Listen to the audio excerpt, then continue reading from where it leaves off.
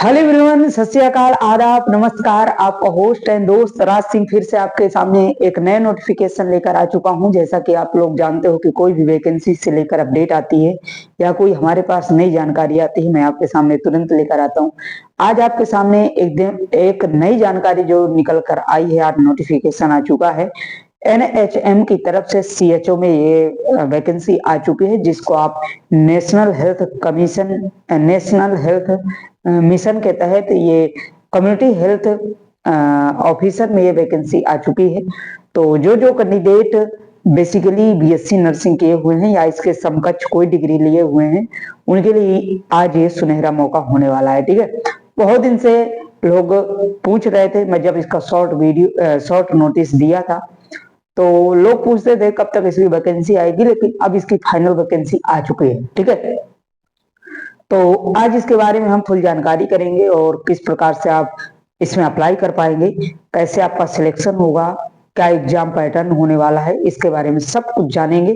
ये मैं विश्वास दिलाता हूं कि ये सेशन देखने के बाद आपको दूसरा कोई सेशन देखने की जरूरत नहीं पड़ेगी और आपके पूरे ए टू जेड डाउट्स जो भी होंगे इसी वीडियो में सब कुछ क्लियर हो जाएंगे। ठीक है, और जो डाउट रह जाए वो आप कमेंट में जरूर जो है बताइएगा, मैं उसके लिए हमेशा आपके लिए तत्पर रहता हूँ।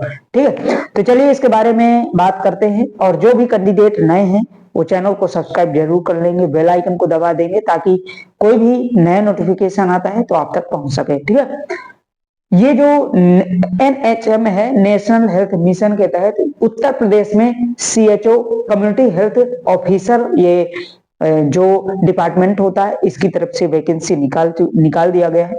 ये वैकेंसी परमानेंट होती है, मतलब जो है आपको, और साथ में जो अर्बन और रूरल क्षेत्र होते हैं, एरियाज होते हैं, उनमें आपको काम करने के लिए इसमें मौका मिलता है। इसमें सबसे अच्छी बात जो होती है, जो नर्सिंग अपना किए हुए हैं, जैसे बीएससी नर्सिंग हो गया, ये सब जो डिग्रियां किए हुए हैं, एनएम जेएनएम वालों के लिए नहीं है, जो बीएससी नर्सिंग किए हैं उनके लिए ये वैकेंसी है। मैं अभी आपको बता दूं।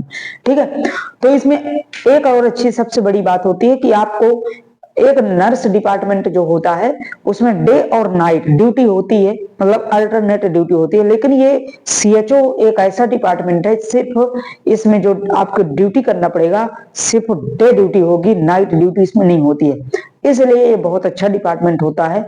तो जो बीएससी नर्सिंग किए हुए हैं उनके लिए ये मौका होने वाला है। ठीक है, बीएससी नर्सिंग है या पोस्ट बीएससी नर्सिंग है, उन सभी के लिए वैकेंसी है, तो वो जो है इसमें अप्लाई कर पाएंगे।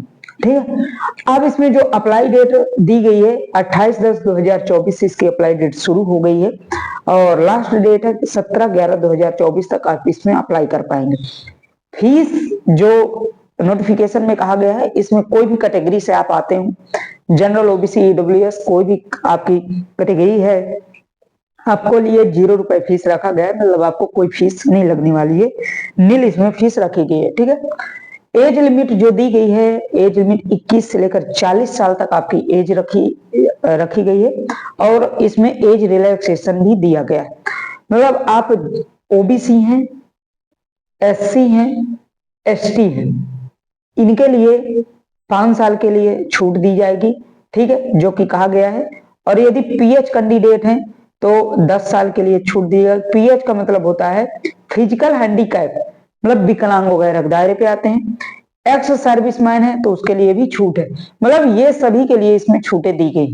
ठीक है, तो आप अपना एज लिमिट देख लीजिएगा, यदि 40 साल से ज्यादा है तो आपको आरक्षण भी मिल जाएगा, और 21 से 40 के बीच है तो आप नॉर्मल तरीके से आप अप्लाई कर पाएंगे। ठीक है, टोटल जो पोस्टें हैं 7401 पोस्ट टोटल पोस्टें दिया गया है। इसमें एक ही वैकेंसी, मतलब पोस्ट है, जो कि आपकी कम्युनिटी हेल्थ ऑफिसर में एक ही पोस्ट है। ठीक है, तो 7401 जो इसमें वैकेंसी आई है। हमारे जैसे यूपी में 75 डिस्ट्रिक्ट है, तो सभी में हर डिस्ट्रिक्ट वाइज इसमें वैकेंसियां हैं। ठीक है, तो डिस्ट्रिक्ट वाइज आप अपने जो भी डिस्ट्रिक्ट से आते हैं वो जो है सभी लोग अप्लाई करेंगे। लेकिन इसमें यह कहा गया है कि अब आप जिस भी डिस्ट्रिक्ट से आते हो, सपोज दैट आप बांदा से आ रहे हो या बलिया से आ रहे हो, कहीं से भी आते हो, तो आप अपने डिस्ट्रिक्ट को तो चूज करेंगे ही, लेकिन 75 डिस्ट्रिक्ट में सभी को आपको प्रेफरेंस देना पड़ेगा। यदि आप प्रेफरेंस नहीं देते हैं तो आपका फॉर्म अधूरा माना जाएगा। तो आप ये प्रयास करिएगा कि आप जिस डिस्ट्रिक्ट से बिलोंग करते हैं, आपको चाहिए कि हमारा ही डिस्ट्रिक्ट मिल जाए, लोकल एरिया मिल जाए हमको काम करने के लिए। तो पहले आप अपने जो आपके नजदीकी डिस्ट्रिक्ट्स हैं उनमें आप जो है प्रेफरेंस पहले डालिएगा, और फिर इसके बाद जो दूर के हैं उनको बाद में डालिएगा, ठीक है।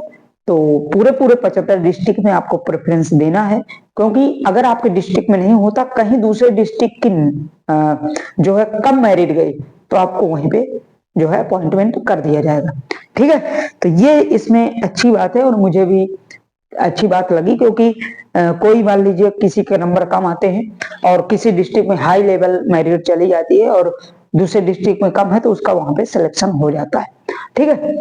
ये इसमें बात होती है।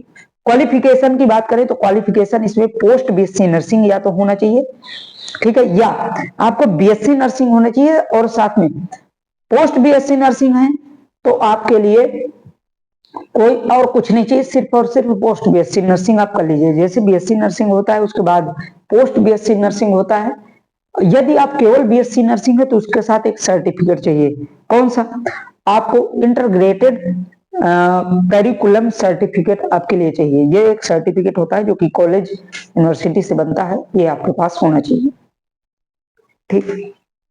आगे बात करें, इसमें जो पोस्ट है CHO कम्युनिटी हेल्थ ऑफिसर में ये पोस्ट आई हुई है, और जैसा कि आप इसमें लिखा भी है कि ऑफिसर रैंक में पोस्ट है, 7401 पोस्टें हैं और सभी डिस्ट्रिक्ट वाइज पोस्टें हैं, ठीक है। डिस्ट्रिक्ट वाइज इसमें पोस्ट दिया गया है, तो जिस आप डिस्ट्रिक्ट से आते हैं वहीं से आप अप्लाई पहले करिएगा।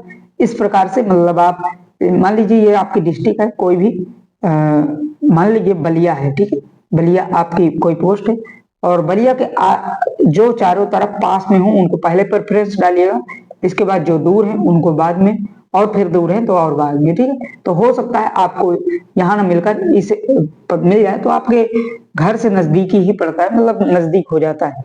तो ये आपके डिस्ट्रिक्ट में आपके घर पे रह के, आपके कम्युनिटी सोसाइटी पे रह के आप इस जॉब कर सकते हैं। बहुत अच्छी जॉब होती है, सच बताएं, आप जब इसमें जॉब करेंगे ना तो फील करेंगे कि मतलब आप वास्तव में एक जो है जॉब कर रहे हैं, ठीक है, ठीक है, और ठीक ठाक होती है, जॉब बहुत अच्छी होती है। अब इसके बाद जो इसमें दो चीजें और कही गई है, नोट जो नोटिफिकेशन में दिया गया है उसको ध्यानपूर्वक सुनिएगा, जो इसमें बेहद महत्वपूर्ण है सभी के लिए। इसमें जो दो नोट लिखी गई हैं, नोट क्या है? पहली नोट है कि यदि आप CHO में कहीं सिलेक्टेड हैं, भैया कहीं आप अगर सिलेक्टेड हैं, ठीक है, तो आप इसमें फॉर्म नहीं भरेंगे, अदरवाइज आपके लिए पेनल्टी भी लग सकती है, ठीक है, आपके ऊपर पेनल्टी हो सकती है या कोई आपके ऊपर कार्रवाई हो सकती है। ये इसमें दिया गया है। क्यों? क्योंकि जो सिलेक्टेड है वो तो जॉब कर ही रहे हैं, दोबारा क्यों आपके जो है सीट खराब करना है, इसलिए यहाँ पे रोका जाता है। अदर वैकेंसियों में जैसे दे दिया जाता है, कोई सिलेक्टेड है तो अपना जो है वो कुछ भी कर दे, उसके लिए अपना एक पोस्ट में SSC में सिलेक्टेड है, SSC में दूसरा फॉर्म भर देता है, सीट भी खराब कर देते हैं। लेकिन इसमें प्रावधान रखा गया है, अभी आप CHO में हैं तो आप इसमें फॉर्म नहीं डालेंगे। दूसरा नोट क्या है? आप यदि CHO में सिलेक्ट होते हो तो आपको 3 साल के लिए आपको नौकरी करना ही पड़ेगा, अदरवाइज 2.5 लाख आपको जुर्माना मतलब भरना पड़ेगा यदि आप 3 साल के भीतर छोड़ते हो।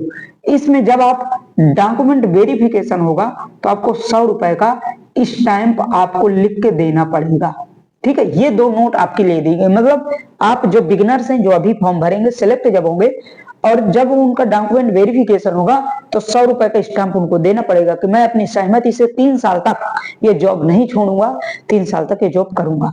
तो इसमें ये बात कही गई है, ठीक है। अब ये दो आपके कंडीशन, यदि आप मतलब सहमत हैं तभी आप भरिएगा, सिलेक्ट है तो आप नौकरी कर रहे हैं तो क्या भरना, वो तो एक अलग मुद्दा है।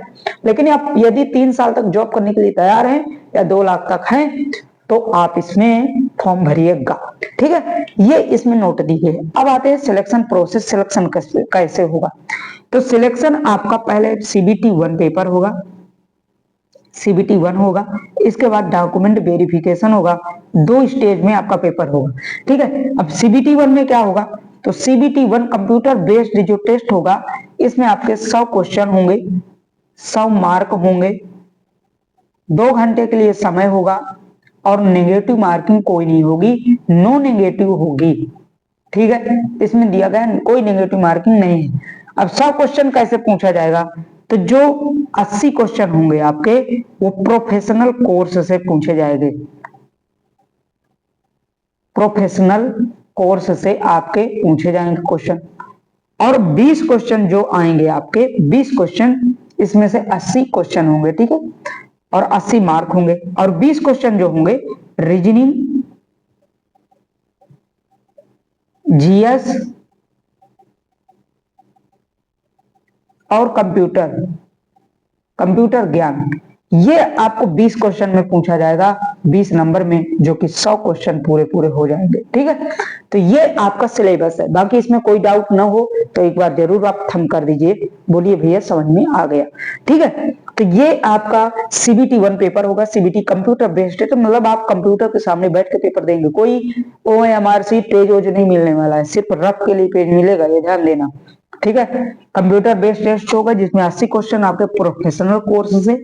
अब प्रोफेशनल कोर्स क्या होता है, मतलब जैसे आप जो पढ़ाई किए हो, ठीक है, पैरासीटामोल किसको देना है, ठीक है, और बहुत से आती हैं कौन सी दवा किसको देना है। ठीक है, अब पता चला आप चूहा मारने की दवा किसी को दिए दे रहे हैं, वो हो गया उसका काम। तो ये प्रोफेशनल कोर्स से पेपर इसीलिए लिया जाता है कि आपको ज्ञान है कि नहीं।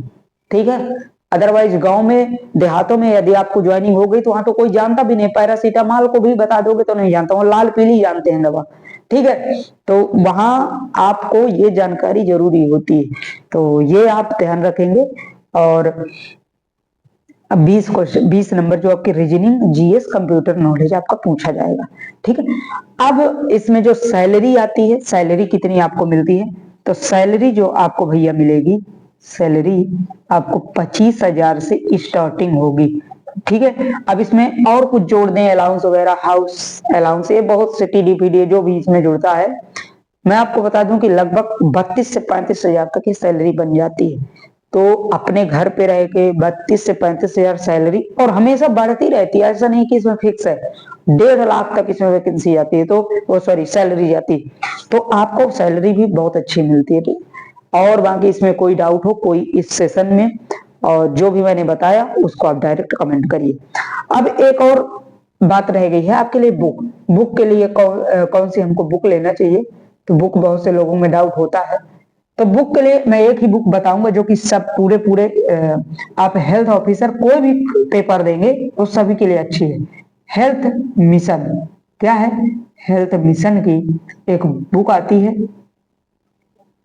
हेल्थ मिशन की ये बहुत अच्छी बुक है, जिसमें आपको दवा, इंजेक्शन, सब कुछ A to Z इसमें समझाया गया है। मैं इस बुक को पर्सनली अपना अनुभव बताऊं, मैं इसको देखा हूं, जाकर मैं इसकी पूरी बुक, लगभग मैं काफी देर तक इसको देखा, रिव्यू किया हूं, बहुत अच्छा सब कुछ दिया है। अगर इसको नॉर्मल आदमी भी पढ़ लेना तो लगभग 10% तो डॉक्टर बन जाता है, मतलब अपने जीवन यापन के लिए, कि मुझे कौन सी दवा लेना चाहिए, क्या होना चाहिए, नॉर्मल बुखार उखार के लिए। ऑपरेशन मत कर दीजिएगा इसको पढ़ के, अदरवाइज फिर समझ सकते हो क्या हो सकता है। ठीक है, मैं ये नहीं कह रही हूँ, नॉर्मल कि आपको दवा कौन सी लेना चाहिए। अच्छा, इसके बाद जो रीजनिंग, जीएस, कंप्यूटर की है, तो RWA की आप ले लो। RWA मतलब रोजगार विद अंकित सर की ले लो, ये आपके लिए परफेक्ट है। ठीक है, नॉर्मल आपको पढ़ना है तो RWA की, सभी में नॉर्मल हार्ड जैसे भी पढ़ना हो तो RWA की ले लो।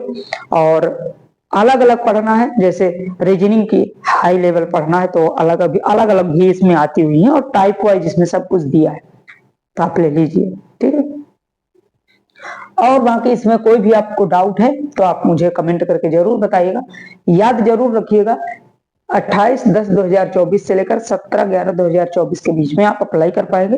बाकी इसमें कोई भी अपडेट आती है, या कोई इसमें सुधार आता है, या कोई भी इसमें जो है अपडेट कोई ऐसी बात आती है तो मैं आपके सामने तुरंत लेकर आऊंगा। ठीक, बाकी मिलिए, फॉर्म डालिए।